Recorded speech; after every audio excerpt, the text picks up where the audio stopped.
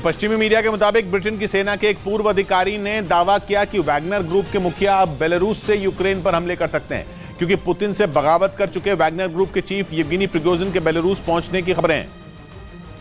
और इसी बीच ब्रिटेन की सेना के पूर्व अधिकारी लॉर्ड डैनाट ने दावा किया कि वैगनर ग्रुप जल्द ही बेलारूस से यूक्रेन पर कहर बरपा सकता है। पश्चिमी मीडिया के मुताबिक रूस में तख्तापलट करने में नाकाम रहे येवगेनी प्रिगोजिन अपने साथ खूंखार लड़ाकों की एक बड़ी फौज लेकर बेलारूस पहुंचे। इसीलिए दावा किया गया कि वहां वैगनर ग्रुप के मुखिया की मौजूदगी यूक्रेन के लिए नए खतरे पैदा कर सकती है।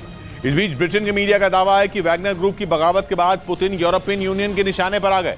इससे पहले वैगनर ग्रुप के मुखिया येवगेनी प्रिगोजिन के निर्देश पर उनके लड़ाकों ने मॉस्को के लिए कूच कर दिया था, जिसके बाद पुतिन की सरकार और वैगनर ग्रुप में समझौता हो गया और मॉस्को की तरफ बढ़ रहे लड़ाके लौट गए। इस बीच ब्रिटेन की मीडिया का दावा है कि वैगनर ग्रुप की इस बगावत के बाद यूरोपियन यूनियन ने पुतिन को आड़े हाथ लिया। दावा है कि यूक्रेन जंग में लगातार पिछड़ने और युद्ध इतना लंबा खींचने की वजह से पुतिन की ताकत कमजोर हुई है और इसी बात का फायदा उठाकर वैगनर ग्रुप ने इतना बड़ा कदम उठाया। इसके साथ ही ब्रिटेन की मीडिया ने इस बात पर चिंता जताई कि परमाणु ताकत वाला देश रूस इस घटना पर चुप नहीं बैठेगा। खबर है कि पुतिन जल्द ही कुछ ऐसा करेंगे जिसके बारे में न तो यूक्रेन ने सोचा होगा और न ही यूरोप के दूसरे देशों ने।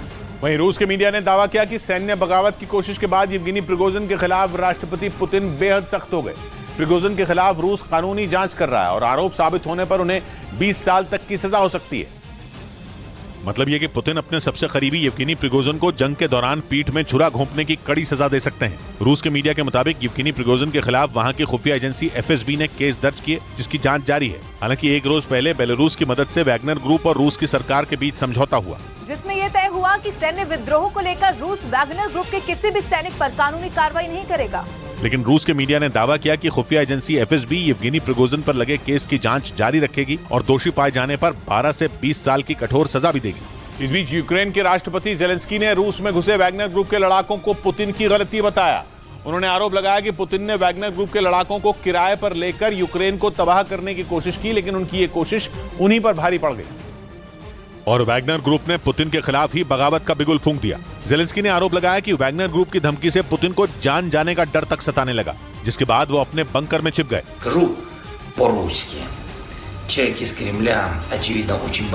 इस दौरान जेलेंस्की ने अमेरिका से हुई उनकी बातचीत का भी जिक्र किया। उन्होंने उम्मीद जताई कि अमेरिका जंग को जल्द खत्म करने में उनकी हर मुमकिन मदद करेगा। वहीं अमेरिका ने भी ये भरोसा दिया कि वो युद्ध के आखिर तक यूक्रेन का साथ नहीं छोड़ेगा। वहीं रूस में वैगनर ग्रुप के खिलाफ हो रही कार्रवाई का कुछ लोगों ने विरोध भी शुरू कर दिया। रूस के एक सांसद ने वैगनर ग्रुप को बैन न करने की मांग कर डाली। इस मांग ने रूस के राष्ट्रपति व्लादिमीर पुतिन की टेंशन बढ़ा दी, क्योंकि वो वैगनर ग्रुप पर कड़ी कार्रवाई का ऐलान कर चुके हैं। लेकिन रूस के ही एक सांसद ने दावा कर दिया कि वैगनर ग्रुप के लड़ाके तो केवल अपने कमांडर का आदेश मान रहे हैं। इसीलिए दलील दी जा रही है कि वैगनर ग्रुप के चीफ पर कार्रवाई तो ठीक है, लेकिन पूरे ग्रुप को ही दोषी मान लेना ज्यादती होगी। इसीलिए माना जा रहा है कि वैगनर ग्रुप को ब्लैकलिस्ट करने या बैन करने का फैसला टाला जा सकता है। हालांकि रूस की सरकार की तरफ से जारी किए गए बयान में इस पर सफाई भी दी गई। सरकार का दावा है कि जब तक वैगनर चीफ के साथ हुई बातचीत पूरी तरह अंजाम तक नहीं पहुंच जाती, तब तक वैगनर पर कोई नरमी नहीं बरती जाएगी। इस बीच पश्चिमी मीडिया ने दावा किया कि वैगनर ग्रुप की बगावत से निपटने के लिए पुतिन को ईरान और कतर से मदद मांगनी पड़ गई। दावा है कि पुतिन ने इसके लिए ईरान के राष्ट्रपति से फोन पर बातचीत की और उसने वैगनर ग्रुप के खिलाफ उनका साथ देने की अपील की। पश्चिमी मीडिया ने आरोप लगाया कि पुतिन अकेले वैगनर ग्रुप से निपटने में कामयाब नहीं हो पाए। यही वजह है कि उन्होंने ईरान और कतर से मदद की मांग की और दावा किया जा रहा है कि दोनों देशों ने उनकी मदद करने का भरोसा भी दे दिया। मतलब ये कि अगर वैगनर ग्रुप ने दोबारा रूस की तरफ आंख उठाकर देखने की कोशिश की तो उसका सामना ईरान और कतर से भी होगा।